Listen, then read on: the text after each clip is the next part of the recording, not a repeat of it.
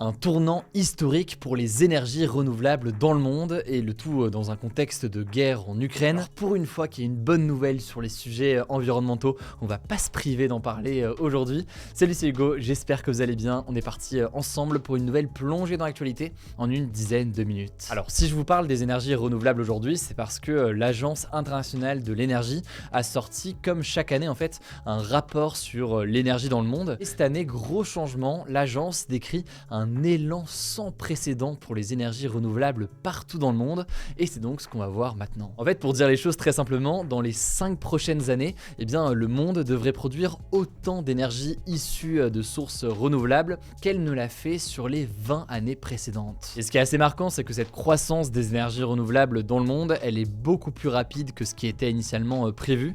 Autrement dit, les gouvernements et les différents états du monde agissent plus vite que ce que prévoyait l'Agence internationale de l'énergie. Alors cette croissance, elle est d'abord tirée par le solaire, une énergie qui certes n'est pas parfaite pour plein de raisons qu'on aura l'occasion de voir dans d'autres vidéos, mais qui est considérée comme une énergie renouvelable.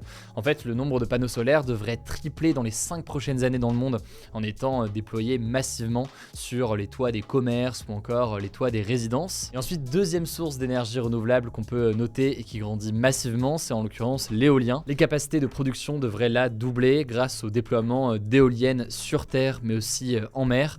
On a vu que c'était un plan important aussi en France. Et ça, en l'occurrence, c'est une bonne nouvelle pour le climat puisque selon le GIEC, donc le groupe d'experts de l'Organisation des Nations Unies sur le climat, l'accélération rapide des énergies renouvelables est absolument indispensable pour tenter de limiter le réchauffement climatique à 1,5 degré maximum en 2100. Et l'objectif, c'est notamment de remplacer le charbon qui est la source d'énergie la plus polluante aujourd'hui. Mais alors, comment expliquer ce boom soudain et rapide comme ça d'un coup des énergies renouvelables? En fait, l'Agence internationale de l'énergie explique que les énergies renouvelables se développent de plus en plus rapidement face à l'urgence de ce changement climatique. Mais évidemment, je pense que vous l'aurez compris, on en a suffisamment parlé d'ailleurs sur la chaîne ces dernières années. Ce changement jusqu'ici, il était relativement lent selon les scientifiques par rapport à l'urgence et par rapport à tous les changements qu'il fallait faire. En fait, cette accélération qu'on observe récemment, elle est aussi beaucoup due à la crise énergétique qui frappe le monde actuellement dans le contexte de la guerre en Ukraine,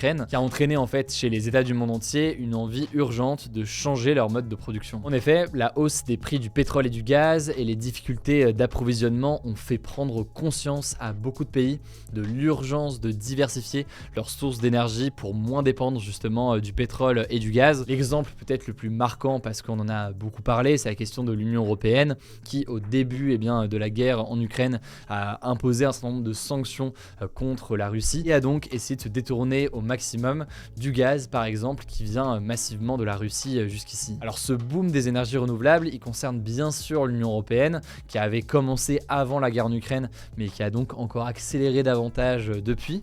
Mais on l'observe aussi, et c'est assez marquant, en Chine, aux États-Unis ou encore en Inde, avec des plans de réforme qui n'étaient pas forcément attendus aussi vite par les différents experts. D'ailleurs en France, un projet de loi sur les énergies renouvelables est actuellement en discussion à l'Assemblée nationale.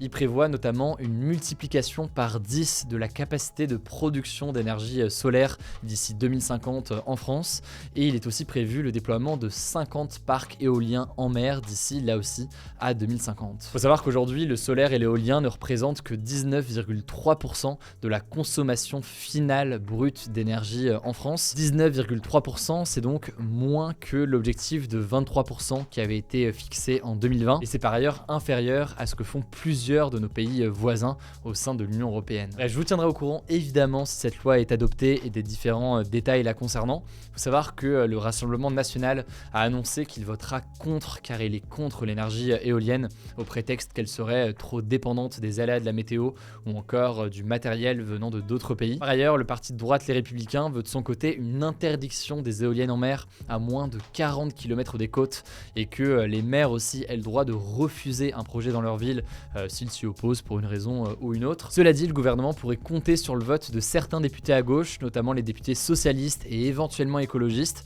Des députés qui jugent que même si ce plan est selon eux très très insuffisant, eh bien il va tout de même dans la bonne direction et ce serait donc selon ces députés quelque chose tout de même à voter. Bref, vous l'aurez compris, le défi dans tous les cas est encore immense, on n'est qu'au tout début de ce sujet-là. Par ailleurs, j'ai dit rapidement, mais certaines de ces énergies présentent des limites pour tout un tas de raisons qu'on va pas évoquer aujourd'hui, mais on aura l'occasion d'en parler peut-être dans d'autres actus du jour dans les prochaines semaines, mais ça reste une tendance assez intéressante à observer ces derniers mois, et ce notamment d'ailleurs à l'occasion de la journée mondiale du climat qui se tient ce jeudi. Cela dit, évidemment, l'urgence reste absolue, on est très loin de ce qu'il faudrait selon les scientifiques et notamment les scientifiques du GIEC. Je vous tiens donc au courant de ce qu'il en est dans les prochains jours, et en attendant, je donne la parole à Paul pour les actualités en bref. Merci Hugo, salut à tous.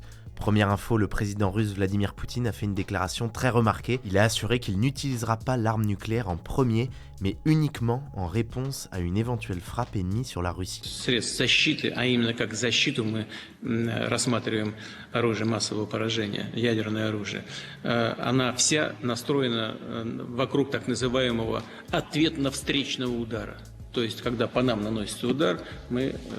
Cette déclaration est marquante parce que jusqu'ici, et à plusieurs reprises, Vladimir Poutine avait affirmé qu'il pourrait utiliser toutes les armes à sa disposition pour atteindre ses objectifs en Ukraine, laissant entendre donc une possible utilisation offensive d'armes nucléaires. Alors une fois qu'on a dit ça, Vladimir Poutine a aussi affirmé que d'après lui, je cite, la menace d'une guerre nucléaire grandit en raison du soutien toujours plus fort des États-Unis et de l'Europe à l'Ukraine. Les États-Unis ont jugé cette deuxième déclaration de Poutine, je cite, irresponsable, estimant que selon eux, un conflit nucléaire ne doit plus jamais arriver et être envisagé. Deuxième actu, direction l'Allemagne, la police là-bas a déjoué un très gros projet d'attentat contre le Parlement allemand. 25 personnes ont été interpellées, elles faisaient toutes partie d'un groupuscule complotiste d'extrême droite fondé l'an dernier. Elles envisageaient de pénétrer violemment dans le Parlement à Berlin, de renverser le pouvoir, sans qu'on ait pour l'instant beaucoup plus de détails, mais selon les médias allemands, il s'agit de la plus grosse opération de police de ce type jamais menée. Elle a mobilisé plus de 3000 policiers, et ça intervient dans un contexte plus large, où depuis plusieurs années,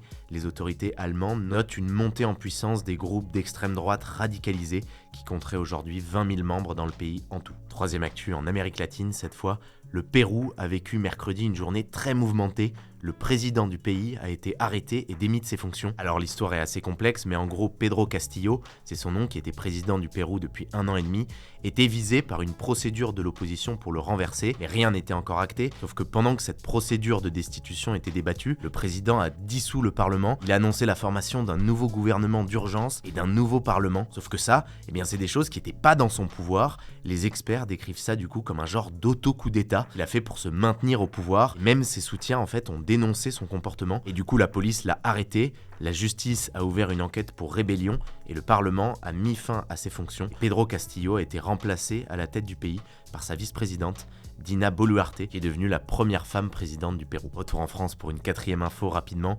Le gouvernement a donné des précisions au sujet de l'indemnité carburant de 100 €. Vous savez, cette indemnité dont je vous parlais déjà hier, destinée aux Français les plus modestes qui utilisent leur voiture pour aller travailler. On connaît désormais précisément les seuils de revenus pour y avoir droit. Il faudra gagner moins de 1314 € net par mois pour une personne seule, c'est précis, et moins de 3285 € net par mois pour un couple avec un enfant par exemple. Et les inscriptions pour y avoir droit vont ouvrir début janvier. Ça se passera sur le site des impôts. Il suffira de faire une déclaration sur l'honneur disant qu'on utilise sa voiture pour aller travailler. Et ensuite, l'indemnité sera versée à partir du 16 janvier 2023. Cinquième actu, les députés ne pourront plus utiliser Twitch dans l'hémicycle de l'Assemblée nationale. Alors vous allez me dire, est-ce qu'il y en avait vraiment qui le faisaient ? Eh bien oui, en fait, il y en a un. Ces dernières semaines, le député de la France Insoumise, Hugo Bernalicis, s'était mis à partager en direct sur Twitch certains débats de l'Assemblée sur son compte DépuTwitch, en se filmant aussi avec sa webcam. Lui faisait ça pour essayer de rendre accessibles les débats au plus grand nombre, mais les responsables de l'Assemblée lui ont demandé d'arrêter, car selon eux, le règlement interdit d'utiliser tout outil de communication avec l'extérieur. Théoriquement d'ailleurs, il est aussi interdit de téléphoner. Sixième info culturelle rapidement, la chanteuse Céline Dion a annoncé être atteinte d'un trouble neurologique rare et a annulé du coup une partie de sa tournée européenne pour privilégier sa santé. C'est la troisième fois qu'elle annule sa tournée depuis 2020. En revanche, les dates à Paris en septembre 2023 sont pour l'instant toujours maintenues. Cette actu, on vous en a aussi parlé sur notre compte hugodecrypt.pop, notre compte Instagram où on vous donne 5 infos par jour, ciné, musique, culture en général. N'hésitez pas à aller le découvrir si vous le connaissiez pas. On termine avec une dernière info et c'est le chiffre du jour.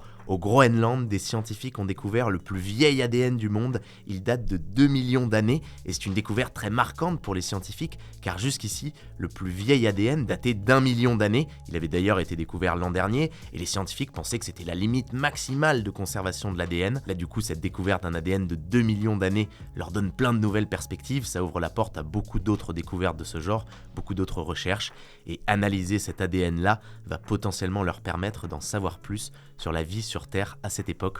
On verra ce qu'ils découvrent. Ah et attendez, toute dernière info qui est tombée en fin de journée, on a réenregistré ça plus tard. À partir du 1er janvier 2023, tous les préservatifs seront gratuits en pharmacie pour tous les 18-25 ans. C'est Emmanuel Macron qui l'a annoncé ce jeudi. Alors certains préservatifs étaient déjà gratuits depuis 2018, mais uniquement sous ordonnance. Il faut noter aussi que depuis le 1er janvier 2022, la contraception est déjà gratuite pour toutes les femmes de 18 à 25 ans. Alors, il n'y avait pas de débat hier, le débat aujourd'hui c'est le suivant. Seriez-vous favorable au déploiement d'éoliennes dans votre ville? Alors j'en suis conscient, c'est un débat un peu particulier parce qu'on n'est pas tous dans la même situation ou quoi que ce soit, mais tout de même ça permet d'avoir une discussion sur le sujet, notamment sur le côté éolien en mer, éolien en terre, etc. Bref, ça se passe via l'onglet communauté de cette chaîne YouTube. Et écoutez, je crois que j'ai tout dit. J'allais vous souhaiter un bon week-end, mais absolument pas. Je sais pas pourquoi, je pense qu'on est vendredi. Je vous souhaite du coup une excellente soirée. On se dit à demain pour ce prochain épisode des Actus du jour. Et pensez évidemment à vous abonner si ce n'est pas encore le cas pour ne pas louper les vidéos suivantes. À demain.